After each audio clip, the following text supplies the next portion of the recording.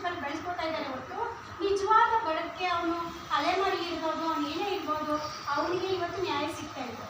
ಆ ನ್ಯಾಯ ಸಿಗ್ಬೇಕಂದ್ರೆ ನಾವು ಬದಲಾಗಬೇಕು, ನಾವು ಸೇವೆ ಮಾಡ್ತಾ ಇರಬೇಕು. ನಾವು ಮೂರತ್ತು ಊಟ ಮಾಡ್ತಾ ಇಲ್ವಾ, ಪಕ್ಕದವರು ಊಟ ಮಾಡ್ತಾ ಇಲ್ವಾ ಅಂತ ವಿಚಾರ ಮಾಡಬೇಕು.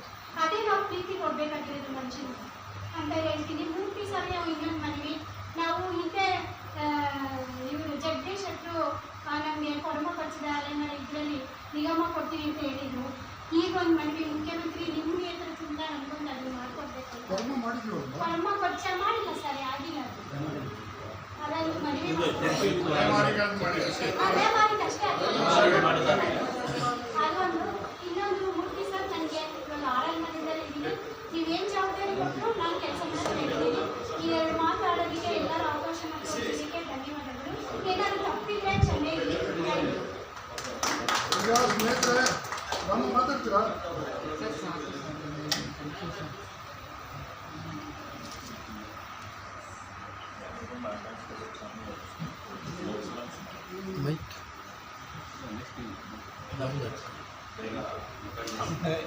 ಪಾಂಡಗಾರರು ಮಾತಾಡ್ಬೇಕು.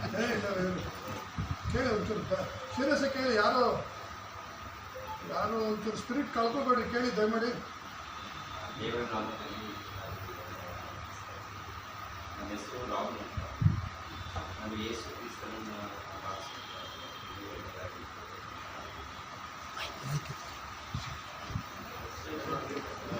ಜೋರಾಗಿ ಮಾತಾಡಿ, ಜೋರಾಗಿ ಮೈಕ್ ಸಮಯ.